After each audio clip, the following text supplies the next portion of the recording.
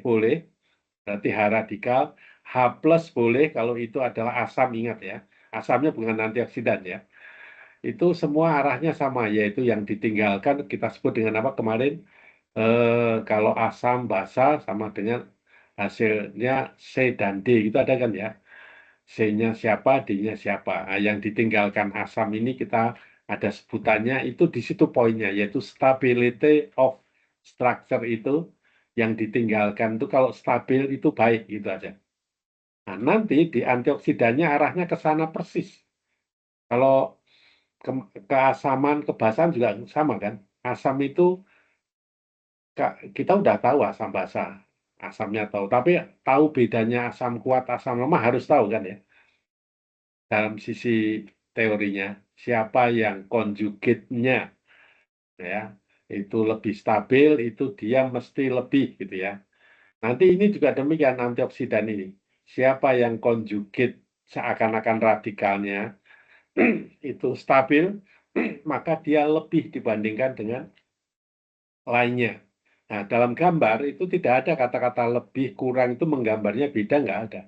Persis saja sama, yaitu materi ya ditinggalkan oleh H titik materi ya. Di gambarnya itu aja. Nah, tapi yang membedakan adalah kalau nanti gambar struktur itu berbeda, di sanalah Anda membuat analisa atau membuat diskusi gitu ya. Baik, analisa ini kalau saya ambil, ya ambilnya mungkin per sub, itu aja kita kan tahu ya. Kemarin kita sampai di sini itu tidak, ketika bioorganik dulu sedikit, coba lihat. Apa yang ada di rumus kimia dulu aja ya. Rumus kimia itu kan pernah muncul semuanya ya, misalnya HO titik atau OH titik, kemudian HO titik, L titik, LOO, ROO, LO, sampai di situ itu semua kita kenal ya. Karena itu sistem oksidasi mau tidak mau seperti itu. Yang disebut dengan oksigen aktif atau ROS ya. Nah, boleh Anda tambahkan di sini adalah ternyata di bawah ada lagi yaitu N dan O bergabung. Ada, jadi nitro, nitrit gitu ya. Titik RS ada, protein radikal ada, dan sebagainya ya. Baik, kalau kita geser ke kiri kanan, tak terasa sebenarnya kita menggabung sesuatu yang dulu mungkin kuliahnya berbeda-beda, kemudian kita jadikan satu. Eh, Konkretnya nomor satu misalnya OH titik itu sebenarnya seperti apa lagi? Itu tidak ada. OH titik itu ada dalam pengertian kalau ada reagen yaitu hidrogen peroksida. Hidrogen peroksida itu sangat mudah dijumpai, ada di mana-mana gitu. Jadi, tapi mungkin kita tidak tahu hidrogen peroksida atau H2O2 itu sebenarnya titik aktifnya di mana. Atau dia penting karena apa, itu jawabannya di sini aja. Yaitu dia membentuk titik atau membentuk radikal. Nah, radikal muncul akibat apa? Akibat adanya O yang berjejer bareng, begitu ya. Beda sekali dengan O2 ya, ingat ya. O2 itu malah nggak bisa lepas, tapi O2 sampingnya ada HH itu malah mudah lepas. Itulah maka disintesa hidrogen peroksida saat itu ya. Baik. Terus sampai ke bawah kan pernah kita ngomong sampai titik tertentu cocok gitu ya. Lipid peroksida itu muncul dengan sendirinya oksigen terhadap lipid. Nanti topiknya ada di lipid. Karena lipid itu sangat rentan terhadap reaksi, lalu reaksinya ya organik aja tempelkan di situ. Oksigen aja, maaf ya. Jadi kalau oksigen kan otomatis O-nya nempel di situ, nama keluar dengan sendirinya peroksida. Ya. Ada lagi ozon gitu ya. Dulu sering kita menggunakan atau sering ada dijual pun ada ozon dan sebagainya dalam rangka apa? Ya dia akan menjadi sangat reaktif karena gitu. O2 tidak, 3 lebih gitu. Apalagi singlet oksigen dulu satu pernah kita ulang-ulang ya. Terus sampai ke bawah nanti nitro kita baca. Jadi prinsipnya sama. Ketika ada N itu sangat mudah membuat radikal, sangat mudah gitu. Tapi kehadirannya bukan radikal. Kehadirannya biasa-biasa saja, tapi mudah radikal. N ya. Lalu kalau nanti di dalam apa? Di dalam reagen kita akan mengenal kata-kata N bergabung dengan N atau NN gitu ya. Itu nanti tinggal R-nya kita ganti, maka Anda ketemu nanti reagen namanya diazo atau apa. Nah, dari situ prinsipnya kalau di gambar buku itu ada double bond, tapi sebenarnya dia juga bisa radikal dan sebagainya ya. Baik, itu dari sisi kalau begini berarti masih oksidan-oksidan ya. Itu nanti silakan diperkaya dengan N. Terus yang kita belum punya atau mungkin sedikit kita anukan adalah sedikit aja ya. Kalau sekarang kita ada bersinggungan dengan biokimia bagaimana? Ini di bawah ada protein radikal gitu ya. Itu kalau protein itu radikalnya ada di mana? Ya. Nanti kuantitasnya tidak akan sebesar di lipid dan sebagainya ya, tapi protein bisa, ingat ya. Jadi kalau kita berbasis biokimia, karbohidrat, protein, lemak, nanti kalau Anda membaca, mesti yang paling rentan atau susceptibility-nya tinggi itu mesti L, lipid. Yang kedua adalah mulai ada info ini yaitu protein. Ya. Karbohidrat nggak muncul kan? Tidak ada, berarti karbohidrat itu tahan terhadap kata-kata oxidation. Nah, protein kena sedikit, maka ini ada satu titik protein radikal di mana nitrosil dia nanti ujungnya ada, atau dicari titiknya di mana sih gitu. Tapi protein kita menganggap bahwa di sana ada N kan. Protein kan asam amino ya. Asamnya karboksilat tidak diutak-utik, aminonya N ini memungkinkan untuk dia membuat bermuatan seperti NO plus dan sebagainya itu mendukung adanya muatan untuk menjadi reaktif gitu ya. Baik, apalagi M sudah, lainnya Tio S tidak saya anukan nggak apa-apa. Baik, terus kita anggap biokimia atau bioorganik kemarin di sini sudah keluar berapa? Coba sedikit kita konfirmasi antara tulisan dan kuliah yang pernah kita pelajari. Misalnya sampai titik ini aja, dua ini ya. Itu kalau Anda lihat mungkin begini, supaya kebaca dari molekul sampai titik 2 alinea gitu ya. Lalu antioksidan yang dulu kita terima itu tadi baru ngomong karakter, nanti outputnya kita tulis di sini kalau direkap yaitu tahu-tahu itu tertulis di sini enzyme. Oh, ya udah nggak apa-apa enzyme. Enzyme berarti kuliahnya seakan-akan di enzimologi, tetapi tidak apa-apa karena nanti operasional reaksinya sama. Baik, kalau itu tertulis di sini singkatan-singkatan itu silakan itu bisa ditulis enak gitu ya. Misalnya SOD gitu ya. Itu kalau dikaitkan dengan atas sudah pernah kan SOD, superoxide gitu ya. Lalu katalase ya, itu nanti ada reaksinya, lalu glutasion peroksidase itu mudah. Glutasion kemarin sudah, peroksidase itu peroksi, enzim terus apalagi katalase dua itu aja ya, baru tertulis di sini. Kemudian glutasion sebagai materinya. Baik, terus eksogenesnya, nah, eksogenes dengan ini dibedakan alinea karena yang sana itu otomatis hadir di dalam tubuh kita, jarang, saya bilangnya jarang sebagai assay dalam laboratori karena tidak perlu atau mahal sekali gitu ya. Tapi bisa digantikan. Baik, sekarang yang eksogenes ini kemudian siapa dia akhirnya kita bertumpu pada natural product cocok karena maknanya sesuai kan bahwa nanti ada struktur yang bisa dan donor dan sebagainya muncul kan ya. Maka di sini dilengkapi vitamin E dan vitamin C itu sering sekali ya. Baik, ketika itu sudah selesai secara kimia, selesai secara fisik muncul, yaitu organik. Kalau kemudian ditanyakan eksistensinya ya Anda masukkan sendiri ke dalam kotak-kotak pas, yaitu kotak siapa? Kotak polaritas, yaitu non-polar dan apa polar dan non-polar. Ya, otomatis dari sononya sama kan, dari organik dari alkana sampai ujungnya amina itu di situ polaritas muncul, semua gambar mesti polaritas muncul. Nah, kemudian dibagi dua, otomatis yang muncul adalah fat soluble, nanti satu lagi fat insoluble atau water soluble, diputar-putar aja dua itu ada kan ya. Baik, lalu yang fat soluble itu eh, antioksidannya itu untuk hadir bareng itu eksistensinya sama. Siapa yang ada di fat sebenarnya? Fatnya itu kita khususkan dengan PUFA, PUFA ya, yang high content of unsaturated. Lalu yang water soluble apa? Yaitu vitamin C. Itu paling kelihatannya sudah kayak alam itu menyiapkan diri vitamin C itu di water soluble. Nanti yang PUFA Anda vitamin E gitu ada E sama C itu sudah memimpin dulu muncul dalam tulisan banyak.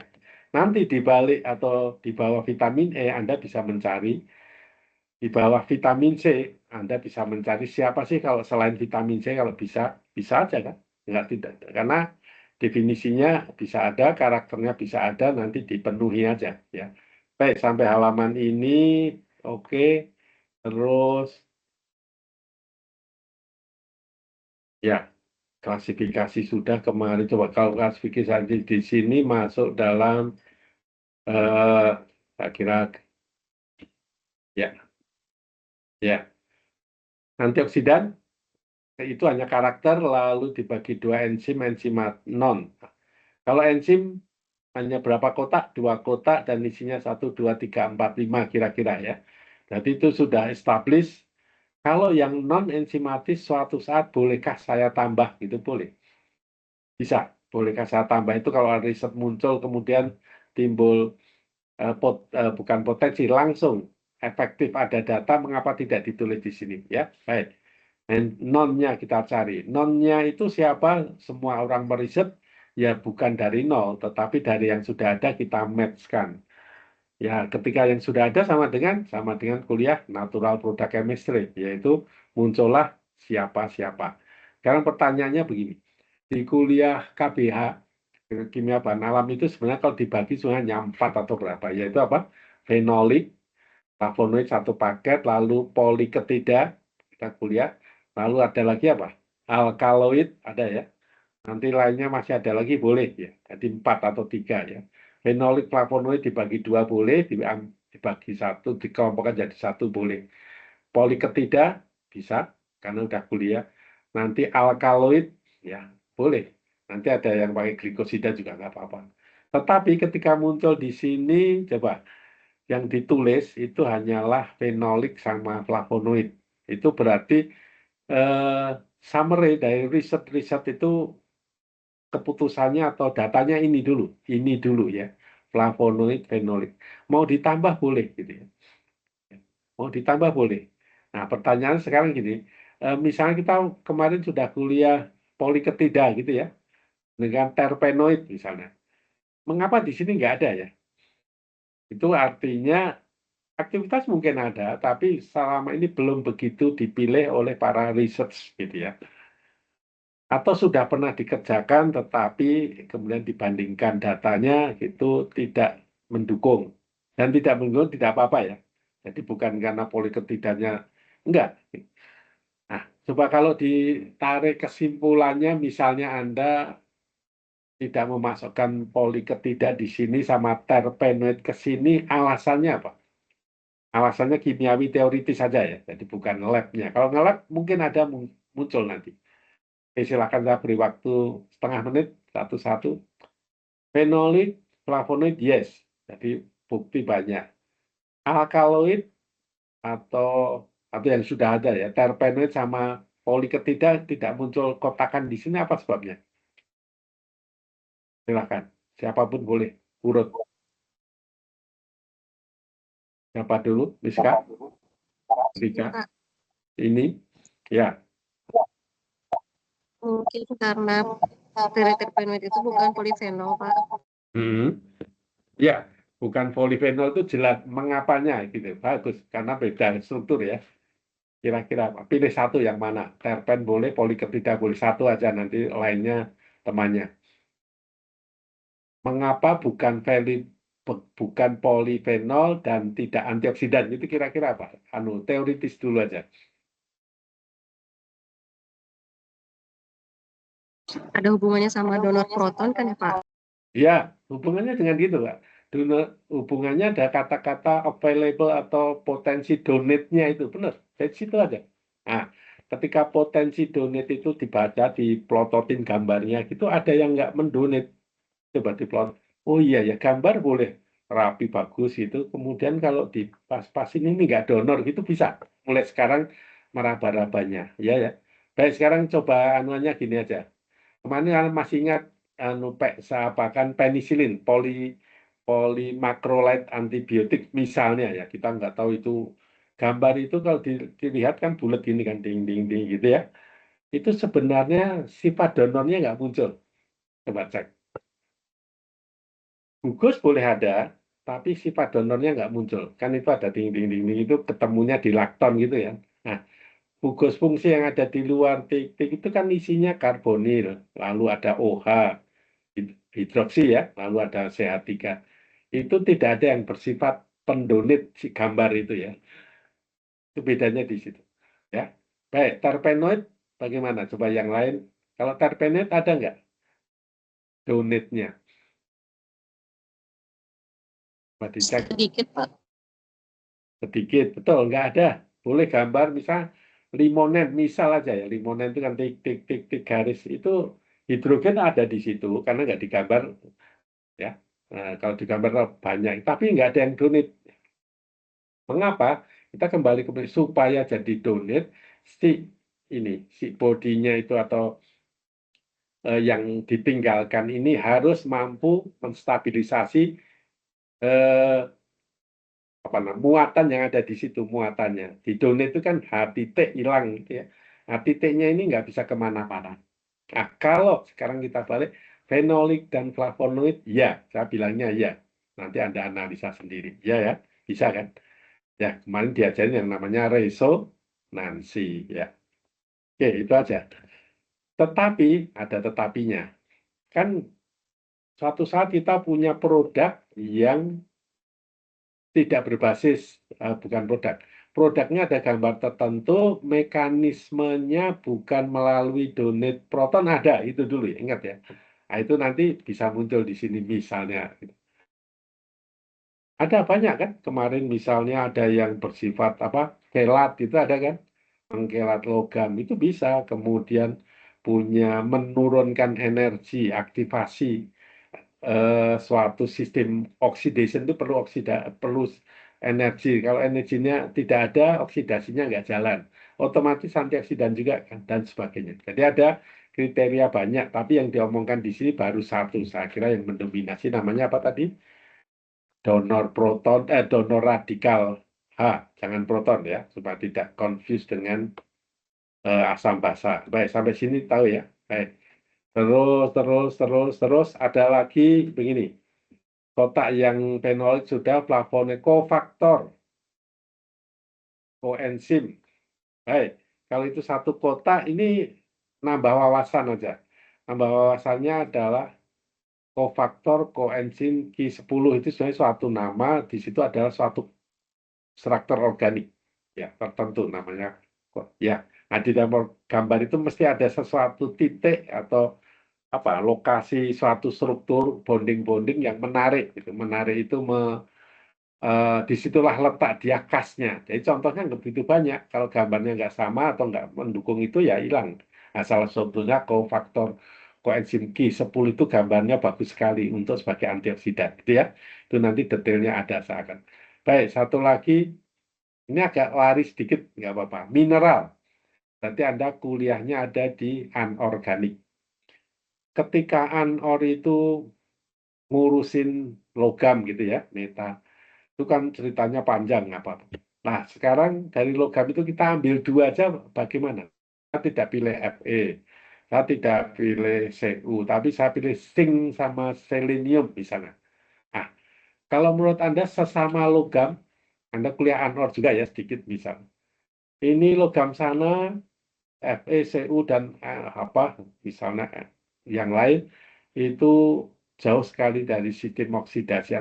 Kalau zinc malah selenium malah jadi antioksidan. Menarik kan ya? Anorganik jadi antioksidan. Kira-kira titik temunya di mana? Titik itu keyword untuk ngomong. Dan belum sampai mekanisme boleh.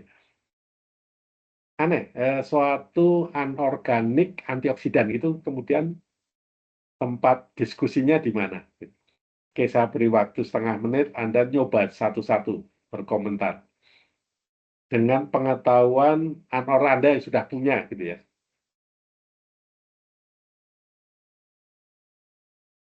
Coba. Zinc selenium kita anggap satu ya kita. Anor, tapi masuk, dikejar-kejar orang ini, dicari orang, atau diteliti terus, sehingga kemudian jadi produk ini. Sudah ada produknya itu. Ada produknya. Dalam rangka antioksidan mekanisme. Nah, nanti kalau produk di apotek ini datanya bukan antioksidan ngomong, tapi menyehatkan, menguatkan apa gitu. Kira-kira titik diskusinya di ruang kuliah itu mengapa ya? Zinc, selenium, antioksidan. Ada loh kotaknya ya. Oke, siapa dulu boleh? Dicoba. Chelating agent bukan sih, Pak? Boleh, itu chelating agent boleh kan ya? Iya. Kalau terbalik, saya tidak membolehkan terbalik. Kalau chelating agent Anda ngomongnya terbalik. Ini yang dikelat kan malahan kan? Oh iya, iya, Pak. Iya, terbalik. Kalau chelating agent Anda bentuk organiknya yang bulky, gede gitu ya. Baik. Nah, dibalik analogi saya juga. Oh ya, kalau chelating agentnya itu strukturnya. Kalau bisa ini jangan dikelat, gitu kan. Ini membantunya.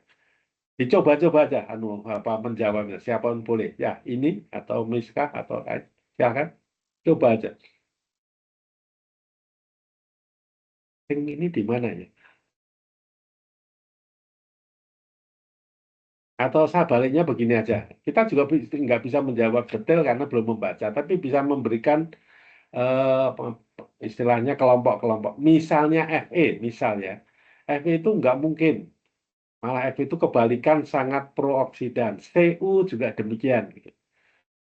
CU sama FE. Itu malah menggalakkan provokator oxidation. Ya.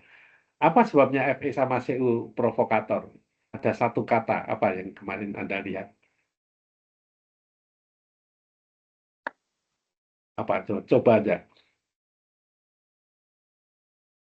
Yaitu begini, Fe, Cu, dan sebagainya itu perubahan bilangan oksidasinya itu mudah. Mudah. Wajahnya jadi banyak. Gitu. Fe, tahu ya? Wajah banyak itu begini. Anda bisa nulis Fe kan 2 plus, 3 plus, Fe0 gitu ya, atau besi. Nah, ketika dia mengalami perubahan itu kemudian dia tidak berhenti di situ. Ini ngomongnya yang prooksidan aja ya.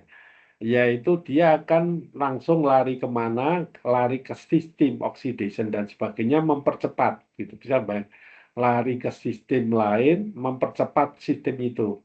Nah, mempercepat apa? Mempercepat oxidation. Gitu. Nah, kalau zinc dan selenium kira-kira enggak, gitu ya boleh dari enggak. Lalu di sisi lain mungkin ada keuntungan tertentu. Nah, keuntungan tertentu belum kita baca seperti apa. Tapi salah satu yang menarik adalah begini.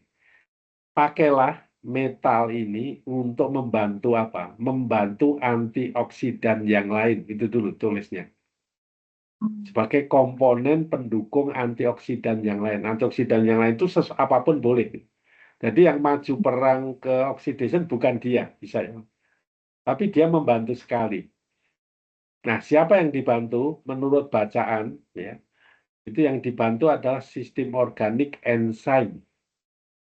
Bisa, Mbak. Jadi ini nggak kelihatan, meskipun nulisnya begini, kita berarti pembacanya, nanti saya ada enzim itu ada zinc-nya.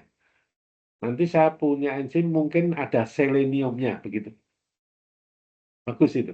Ya, nanti yang punya nama enzimnya, enzim antioksidan ini. Tapi enzim antioksidan ini kalau nggak ada zinc sama selenium, ini beda enzim ya. Itu dia tidak punya kemampuan. Enzimnya ada, kemampuan nggak ada. Berarti zinc ini berperan. Ya, itu anunya di sana, poin kedudukannya zinc sama selenium. Nah, setelah dicari ini benar-benar efektif, maka nanti kalau ada produk farmasi atau obat itu bukan obat untuk sakit ya, obat apa doping gitu.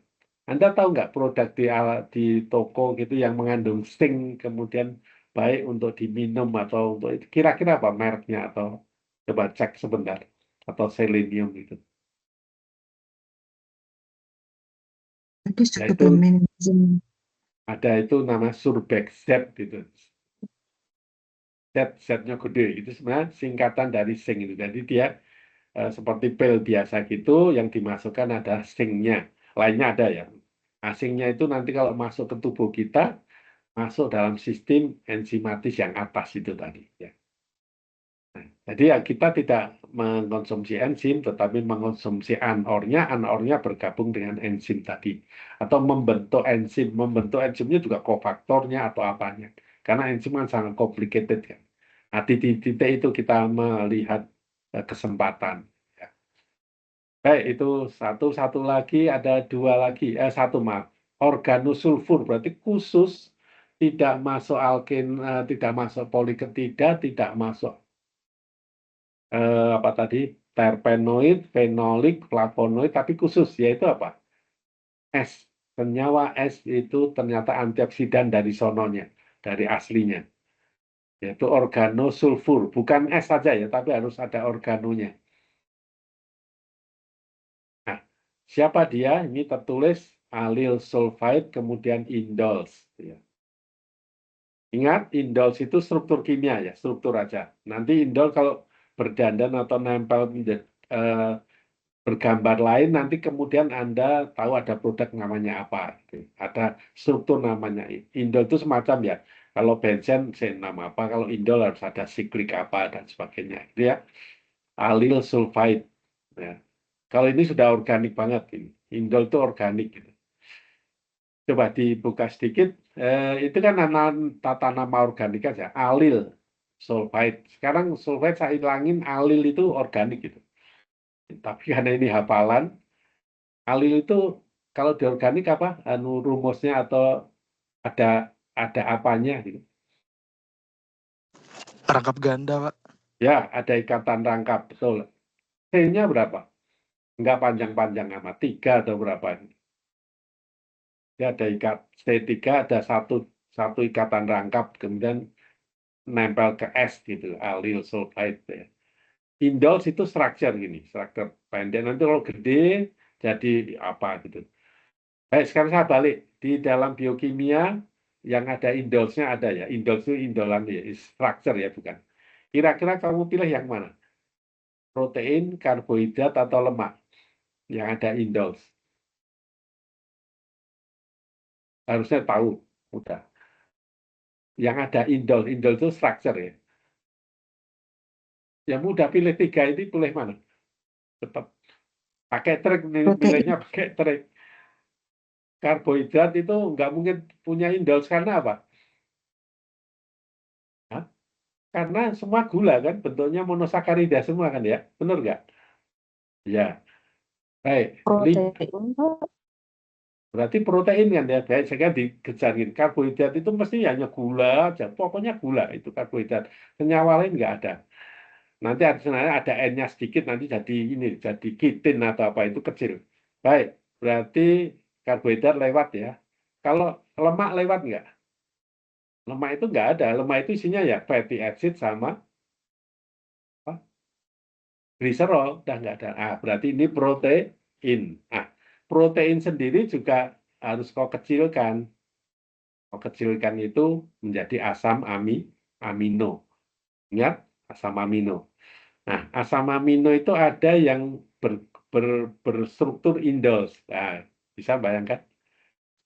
Asam amino berstruktur indols. Berarti R-nya aja kan yang berbeda kan. Asam amino kan banyak banget. Itu yang dihafalkan R-nya aja. Lainnya nggak usah. Nah, sekarang dicari kira-kira asam amino yang berstruktur indols yang mana ya? Di antara Triptofan, Pak. ya, cari mesti ada fenilalanin, tirosin, sistein gitu ya. Tek salah satu itu ada ya berbentuk indols. Struktur organiknya indols gitu ya. Baik, itu aja. Baik, berarti kalau tak terasa ini sudah mulai masuk sistem asam amino protein itu antioksidan ada. Nanti misalnya Anda punya panjang dipotong-potong ketemu ada fraksi yang ada indolnya, mengapa tidak kalau itu aktif dan sebagainya. Ya, baik. Dua-duanya ini kalau saya lihat alil, bukan alilnya, sulfide-nya atau organik sulfur itu yang menarik apa? Yaitu dia pendonornya baik sekali, gitu ya. Pendonor H tadi. Jadi H titiknya itu available untuk putus. Jadi SH kalau didukung oleh S kan tidak hanya S saja kan, RSH. Nah, R-nya ini sangat membantu S-nya supaya melepas H titik, mendonorkan itu penting. Jadi alil sulfide itu cocok banget. Itu sederhana banget. Sebenarnya sama dengan fenolik, tapi kalau fenolik kita ngapalin aromatik punya OH, kalau ini alkena punya karbon yang punya S, lalu S-nya distabilkan oleh karbon. Jadi alil sulfide ya. Kelihatannya dua ini aja.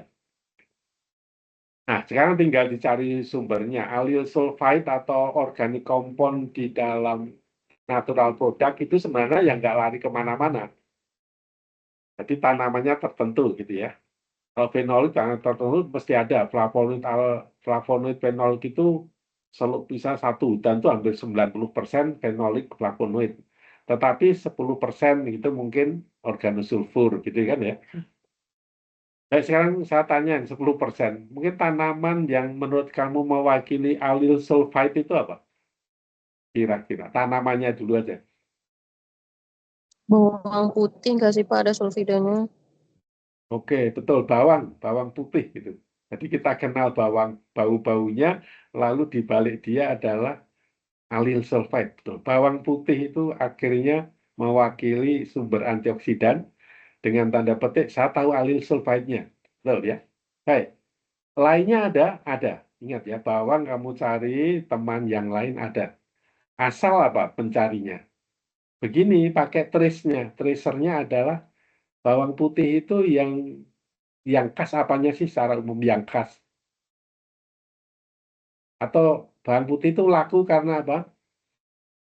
Karena baunya, karena esnya. Jadi kita balik, kalau es kita nggak ada, karena baunya. Adakah tanaman yang baunya kayak bawang putih, ada nggak? Loh, ada banyak. Ada tanaman yang baunya, kita pakai fisik organik ya, fisik bau dulu. Banyak yang baunya kayak bawang putih. Coba kau cari ada. Berarti di balik tanaman itu ada apa? Ada es, ada sulfur. Itu bisa bentuknya daun, bisa bentuknya agak ranting, itu bisa. Ada banyak ini.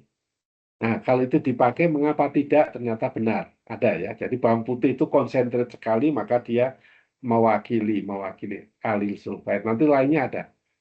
Kalau dikelompokkan dalam tanaman, dia bukan terpenoid, bukan ini ya sulfida, senyawa sulfida, gitu ya. Ya, oke. Atau kamu kenal tanamannya? Ada itu tanaman kayak bunga-bungaan itu ada. Ada tanaman pernah ada yang Mas saya bawa itu foto tanamannya merambat, bunganya ungu kayak trompet, tau nggak? Seperti itu ungu. Stephenut atau apa namanya coba? Itu daunnya kalau kamu ambil, kamu remas gitu, langsung baunya seperti kita habis memotong bawang putih ya, habis memotong ini daun itu kita remas itu langsung, oh iya, dia mengandung sulfide ya, allyl sulfide, organik sulfide ya. Nah, nanti kalau di riset itu bisa daunnya, bisa apanya kalau itu dimanfaatkan. Nah, yang lain masih ada, yang lain dari sisi asin. Oke, satu kotakan sudah. Kotakan ke bawah itu adalah aktual begini, aktual apply di lapangan atau di meja riset langsung, lalu yang keluar apa gitu ya. Nah, yang keluar apa itu kalau kita masukkan ke kiri, itu masuk ke sana sebenarnya. Tidak ada yang lari dari pathway-nya. Nah, itu kemudian diberi nama agak populernya diberi nama vitamin dan derivatif. Padahal itu sebenarnya memperkaya wawasan kita. Jadi balik vitamin derivatif ya kalau nggak flavonoid, fenolik atau yang tadi empat atau dua yang lain tadi, ya. Maka yang di sini munculnya apa? Munculnya adalah nama-nama populernya. Retinol, tocoferol, tocotrienol, karotenoid, lycopene, lutein, zeaxanthin, nitrogen non protein. Jadi nanti ada itu N yang bukan protein ada di natural product banyak itu. Lalu kompon uric acid satu paket gitu. Asam urat coba Anda bayangkan. Ya. Baik, kalau itu di lapangan langsung atau di meja lab timbul aktivitas yang nyata, confirm, ya memang ada kaitannya dengan gambar tadi atau kemampuan tadi. Kemampuan yang saya bilang tadi itu banyak ya, tidak hanya donor, bisa donor A, atau ada B, C, dan sebagainya. Kalau baca ada semua itu. Ya. Nah, siapa yang tidak kenal kelompok ini? Kelompok yang atas itu adalah boleh disebut vitamin karena dia dikelompokkan vitamin E sama vitamin C. Ya. Lalu karotenoid itu akhirnya bisa menjadi wakil dari natural product yang non-phenolic, non-flavonoid. Karena dia siapa? Nanti kalau kita kuliah malam minggu depan kita dapat itu ada C40 ya. Nah, kelompok ini semua C40, karotenoid, likopen, lutein, zeaxanthin itu C40. Dan ternyata C40 punya bukti sebagai antioksidan. Sekarang kalau kotaknya lain, coba lihat. Kotaknya sebelah kiri yang sini flavonoid, phenolic, sama antioksidan, Anda harus melihat mekanismenya sama atau beda. Kita wajib menjawab, bukan wajib, harus menjawab beda, jangan pernah sama. Mengapa jawabannya mekanismenya harus beda? Coba Anda siapkan, Anda boleh komentar. Kalau ada karotenoid likopen ini, mekanisme omongannya untuk membuat analisa aktivitas ya, harus beda dengan fenol dengan flavonoid. Ya, harus beda. Apa sebabnya? Coba silakan boleh nyoba. Kalau karoten kan dia mendistribusikan radikal bebasnya itu Pak dengan ikatan rangkap konjugasinya ya. Ya, itu satu ada lagi. Itu boleh betul. Jadi kalau gambarnya beda itu beda banget. Bedanya sini ada O. Berarti kan ada hidroksi sama benzen gitu ya. Udah itu nggak boleh ditawar. Yang di sini nggak punya sama sekali. Tetapi dia punya karakter lain yaitu konjugasi DN-nya itu kaya. Jadi ada kata kaya ya, harus high degree of conjugate gitu ya. Nah, conjugate DN-nya harus high degree, ingat ya. Kalau dua aja jangan ya. Nah, high degree itu terfasilitasi kalau C-nya juga panjang. Nah, C panjang otomatis sama dengan kelompoknya apa? Jadi nada produk ini yang paling gede itu C40 yaitu tetraterpen gitu ya. Baik, bagus itu ya. Nanti di sana ketambahan sedikit mungkin kalau ada karotenoid yang ada O-nya, OH ada nggak dicari dan sebagainya. Lalu OH-nya itu kalau sama-sama OH ya, tidak berbasis fenolik, jangan itu dipakai untuk, sama-sama OH itu jangan. Karena OH itu hanya bagian dari aktivitas kalau itu diaromatik sama OH. Kalau di enggak ya, dia sebenarnya nggak bermain. Yang bermain tadi adalah high degree, derajat tinggi jumlahnya. Ya, baik. Bagus, ya nanti ada itu. Dan itu penting juga, karena itu namanya varian. Kan saya tidak menggunakan flavonoid kan boleh juga kan. Nah, nanti di sini di assay-nya itu nanti menjadi sangat variasi. Assay-nya itu seakan-akan bioassay-nya di lapangannya itu sama dengan mendesain solubilitas dan sebagainya itu harus dipikir. Sekarang saya dari sini seakan-akan bioassay sudah keluar ini. Coba. Kalau saya ngurusin fenolik, saya ngurusin karotenoid itu di meja praktikum, di meja risetnya beda. Dari sisi apa? Reagennya sangat berbeda. Mengapa? Yaitu dari sisi polaritas. Itu aja ya. Senyawa yang ikut-ikutan polarity high polar dengan non polar terpisah jauh di sini. Tahu ya? Ingat ya, polaritas itu tidak ada yang satu baik itu jelek enggak ya. Jadi tinggal kemana kita lari. Phenolic flavonoid cenderung polaritasnya kemana? Suka air atau medianya nanti berbasis eh, water, berbasis tapi belum tentu water. Kalau bisa water bagus, kalau enggak ya. Tapi jarang water ya, karena memang organik tidak bisa langsung water. Satu lagi adalah karotenoid itu mewakili otomatis tidak pernah bersentuhan dengan air atau non polarnya yang kita pentingkan ya. Nah, nanti di situ solvent menjadi penentu. Solvent menjadi penentu sama dengan media untuk pindah ke meja spektro, tahu ya, meja spektro.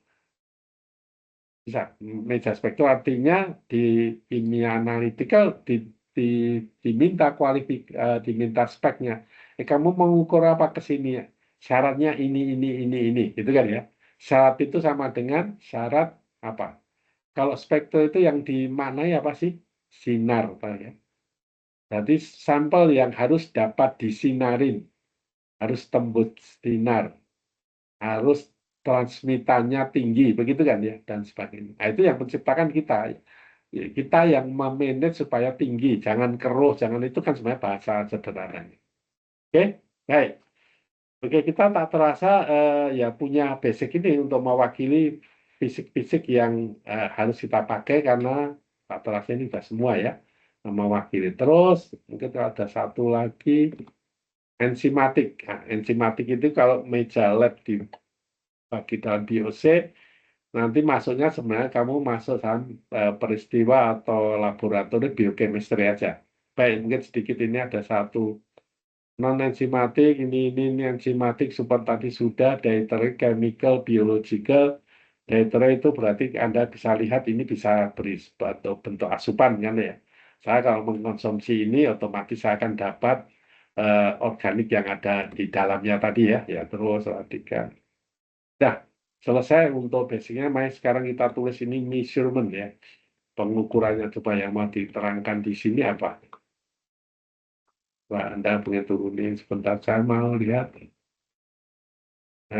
Ada titik-titik ini menggambarkan apa? Kalau dulu kita pernah punya satu teman kuliah, kemudian ini bisa menambahkan materi, silahkan. Kalau ini ada yang cocok, kita jadikan satu. Gitu.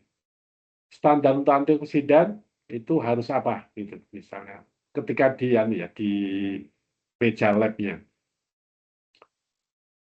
Bisa radical source must be biological reactive. Jadi radikalnya dari mana? Radical sources ya. Terus method must be point chemical reaction, both instrument, chemical. Saya kira ini mewakili supaya itu artinya prosedural itu harus kita terima confirm tidak ada salah, lalu nanti angka tinggal kita tulis yang baik. Karena kalau prosedural sudah tidak paham dan sebagainya, nanti angkanya juga kalau nanti kemana-mana kita mah bingung sendiri gitu ya. Ya.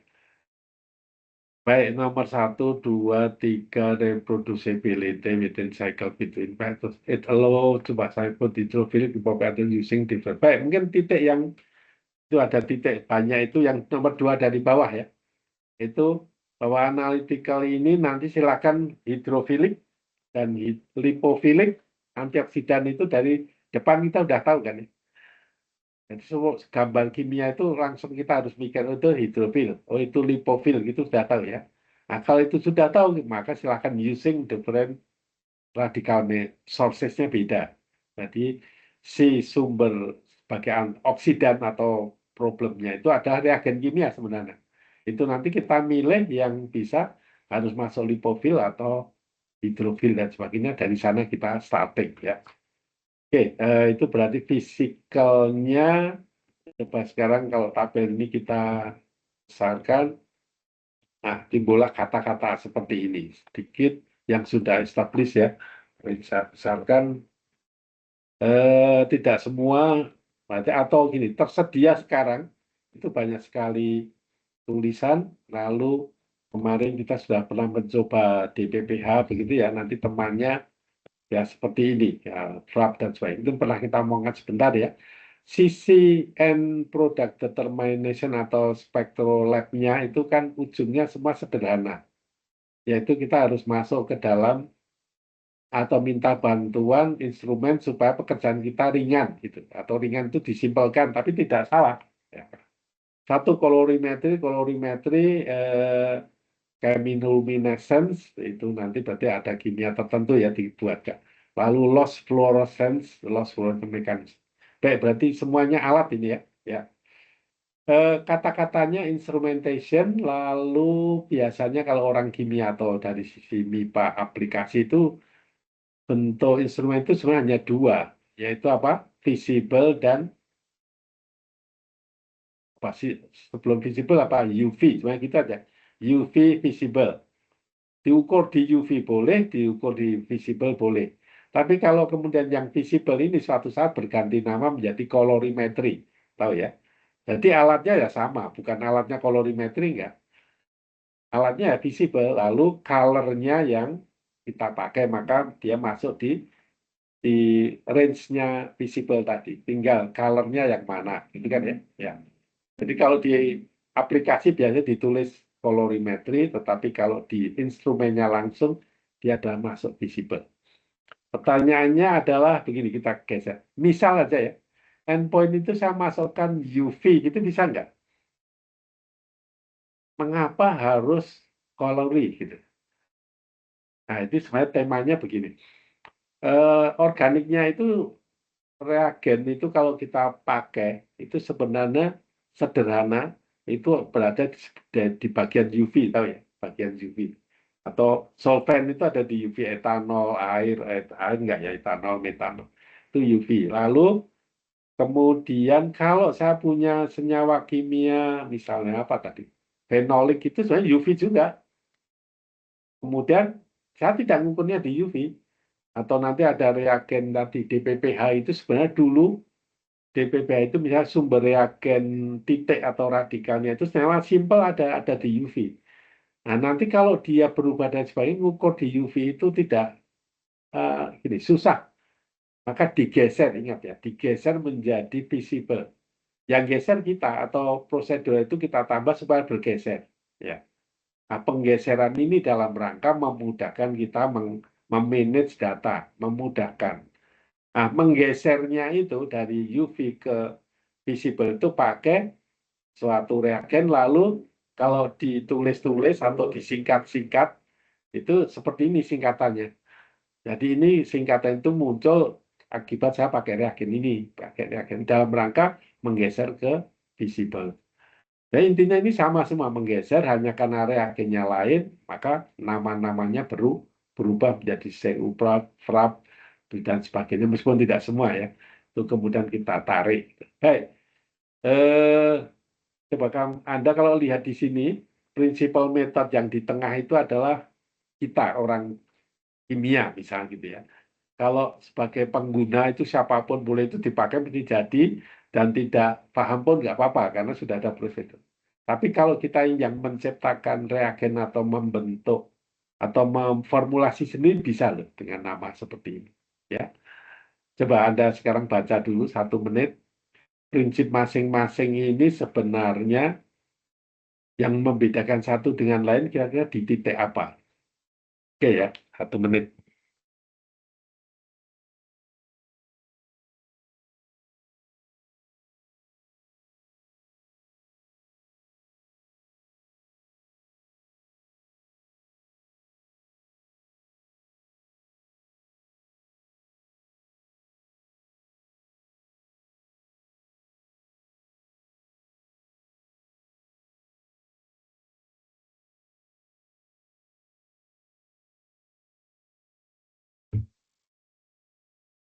Oke, baik, coba dilihat prinsip aja umum.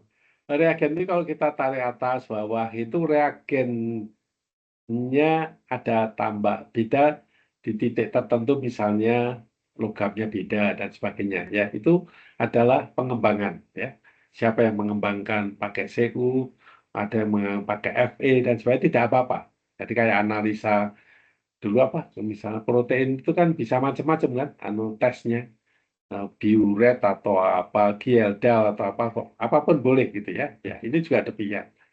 Eh, ada yang menarik dari prinsip kimianya gitu. Kalau nanti prosedur kita misalnya di PPH itu kita kemarin kita set ini sangat simpel karena satu reagen cukup gitu ya untuk mewakili pindah ke kolorimetri ya. Kemudian kalau yang lain, mengapa saya harus pakai Fe, pakai Cu itu coba lihat di sini. Anda kita saya bawa ke FRAP, FRAP ya, sama CUPAPRAC. Itu dia menggunakan Cu, kemudian yang bawah menggunakan Fe. Maknanya apa? Coba kita lihat. Kira-kira maknanya apa? Anda pilih juga boleh. Makna CU dan FE-nya aja ya.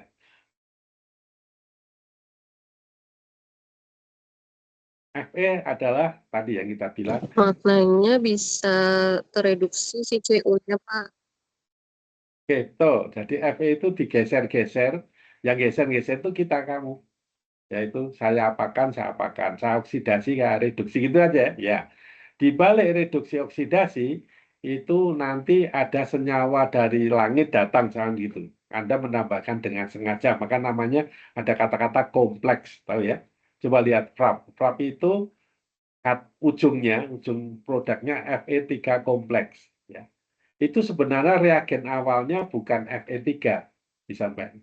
Ujung awalnya Fe 2 nanti dibuat jadi 3, kemudian ditempelin organik sedemikian itu kita sebut kompleks. Ya. Kalau udah kompleks itu larinya ke kolorimetri.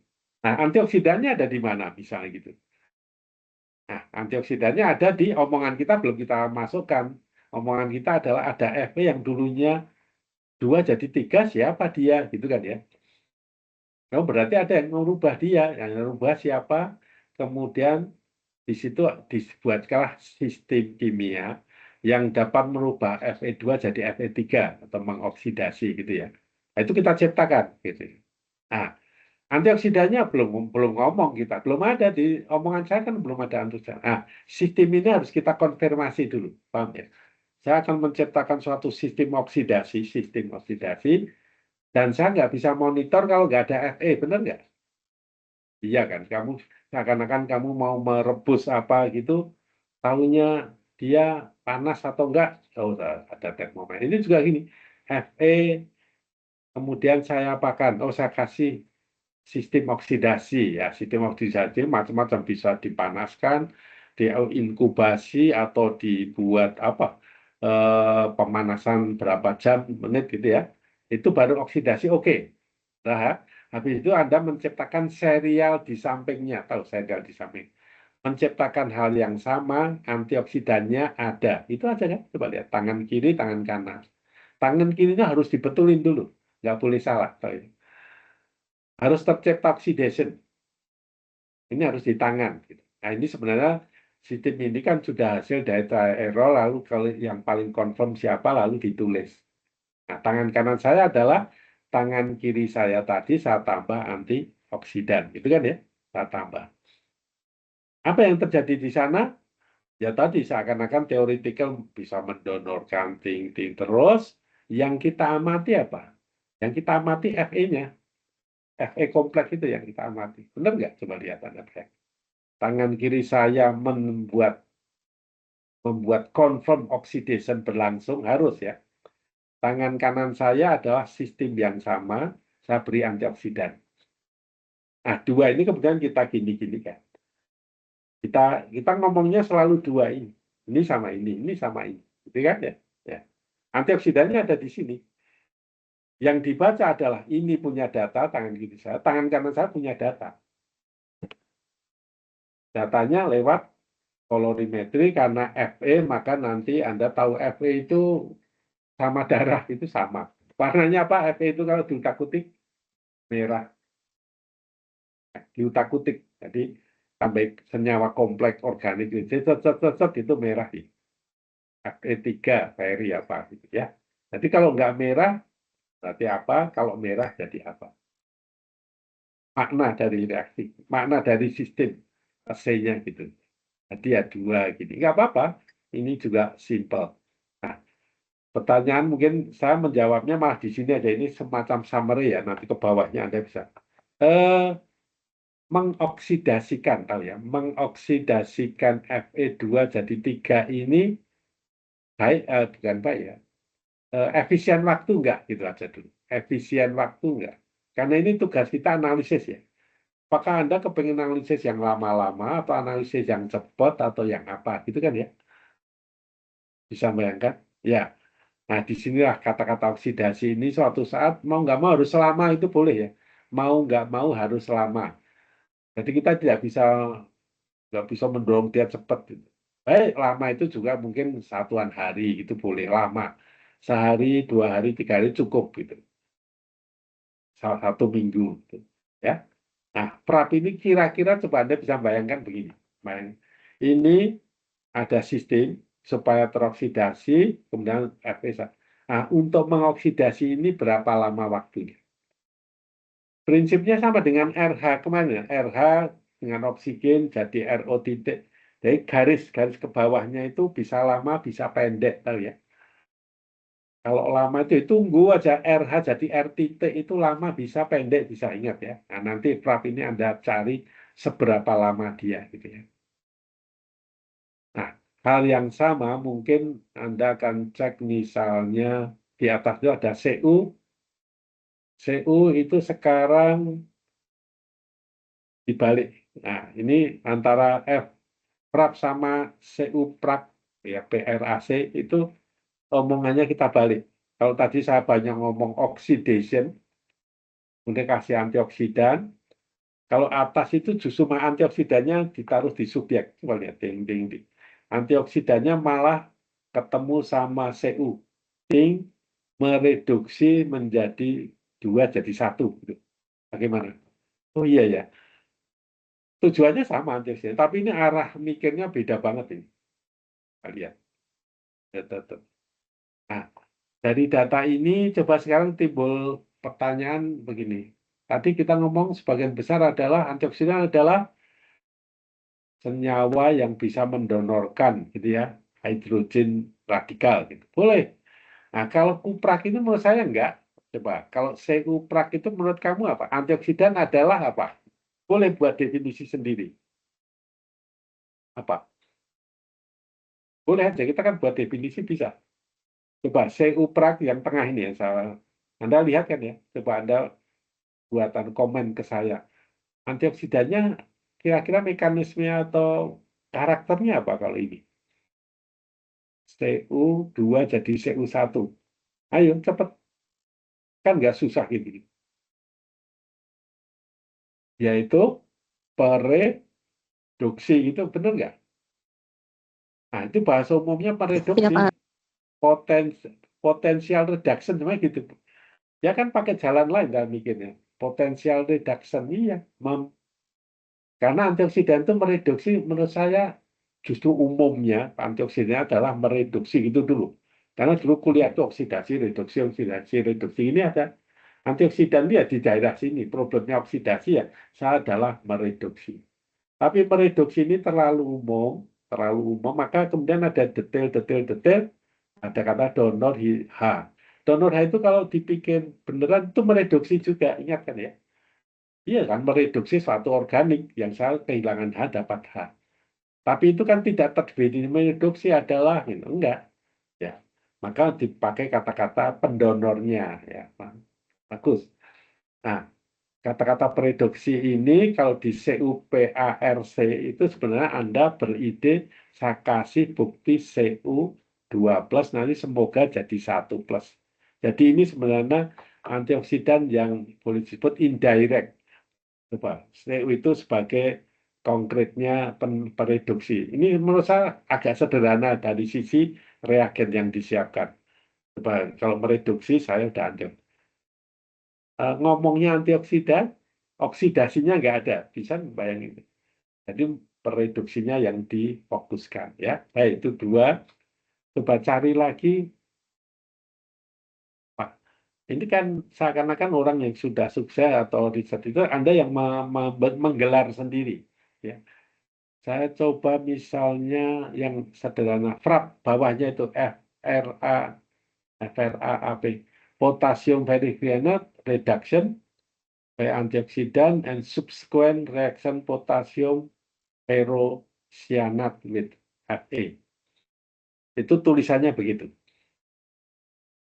Coba kalau ini adalah tes ya, tes kita. Coba kamu kata-kata ini rubahlah menjadi suatu sistem gitu, bisa nggak? Sistem itu misalnya Anda punya wadah gitu ya, wadah beker gelas kecil gitu. Mau menguji antioksidan dengan omongan seperti tulisan ini, reagen apa yang harus Anda butuhkan? Reagen itu ya oksidannya ada, antioksidannya ada, bukan oksidan. Senyawa yang mudah teroksidasi ada, senyawa ekstrak saya, maka antioksidannya anggap aja ekstrak. Itu kemudian saya masukkan, tambahin apa lagi atau cukup itu aja, lalu kita sebut PFRAP gitu ya. Coba sekarang ditulis. Ada tulisan begini harus disiapkan apa, kemudian saya apakan, saya ngomongnya selalu apa-apa karena nanti kalau isi aja. Saya menyiapkan ABCD, terus di, diapakan, tik, tik, tik, tik. Tapi ujung kesininya saya lari ke meja instrumen kalorimetri, ya. Detailnya bisa, kalorimetri itu nanti tinggal setnya, warna apa itu nantinya. Nah, reagen yang harus siapkan atau saya harus ngapain dulu itu kan dari titik ini kelihatan kan. Oke, saya beri waktu 1 menit diutak-utik.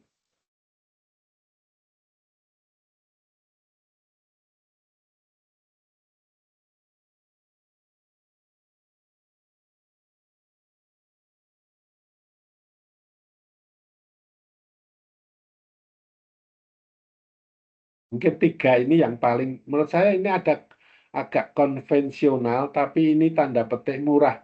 Murah itu sebenarnya basic organik biasa, ya. Nah, kalau yang bawah, atas itu sudah reagen oriented, tahu ya. Reagen oriented itu harus beli reagen yang khas, gitu. Tapi tadi kalau sudah beli, ngerjakannya simpel. Kalau tengah ini reagen nge-lab biasa, umum aja. Umum, kemudian kita formulasi sendiri, ting keluar. Mau TRAP boleh, mau Cupra boleh, mau FAB boleh, PFRAP boleh gitu ya. Itu reagen-reagen di kimia dasar atau kimia analisa itu ada. Izin Pak, Ya, silakan. Apa yang kamu masukkan ke beker? Ya. reagennya itu ada buffer fosfat pH 6, Ya. konsentrasinya di setting 0,2 molar. Terus ada kalium ferricyanida, itu yang reagen utamanya karena kan judulnya Ya. PFRAP ya Pak. Terus ada tambahan kalau dari sumber itu asam trikloroasetat 10%, Terus, sama FHL3 0,1% untuk membantu membentuk kompleks yang berwarna biru. Dan Aquades itu sebagai pelarut dari reagennya, dan sampel antioksidan di dalam situ Pak. ya, oke, baik. Sekarang dari kata-kata itu kita cari reagen. Ada reagen ferritiosianat atau Vero apa? Potasium ini. Berarti ini harus ada ya, potasium ferrosianat. Ini reagen, ada itu. Terus water berarti apa? Oh, spektro ini berbasis apa tadi, hidrofil gitu ya, berbasis hidrofil. Terus buffer itu menurut saya conditioning, tahu ya conditioning ya. Buffer itu conditioning supaya sukses, supaya paling baik. Terus satu lagi ada apa tadi? Reagennya. TCA, trichloroacetic acid ya. Coba Anda bayangkan buffer itu nanti ada air, ada buffer supaya reaksinya berhasil, TCA, kemudian potasium ferrosianid ya. Lalu sampelnya nanti aja sih. Baik, coba kamu hubungkan TCA itu gunanya untuk apa ya di sini? Kalau dari sumber, menghentikan reaksi, Pak. Oh, menghentikan. Gini, iya, kalau menghentikan reaksi, reaksinya siapa? Gitu. Reaksi dengan komponen yang tadi, ferricyanida. Oke, baik. Menghadapkan protein itu, Pak. Ya, baik. Coba semua di kelas ini baik, ditulis saja. Ini dijejer-jejer gini ya. Ini ferrocyanida, terus ini ada TCA, kemudian ini TCA, buffernya itu supaya reaksi ini bagus gitu. Suhu itu anggap aja ya membuat reagennya kira-kira ya ini aja ya, ting ting ting ting ting gitu ya. TCA sama potasium ferrocyanida aja kan reagennya 2 kan ya? Iya betul ya. Yang reagen. Iya ya. Iya, Pak. Coba. Ya, oke, baik. 2 ini kamu reaksikan, nggak usah kemana-mana, ya kan ya. Buffer untuk apa? Buffer kan nggak ada reaktif, tik. Tugasnya adalah trichloroacetic acid, betul ya? TCA, Iya, betul. Pak. Ya, baik, betul. Terus ada suhu nggak? Mungkin saya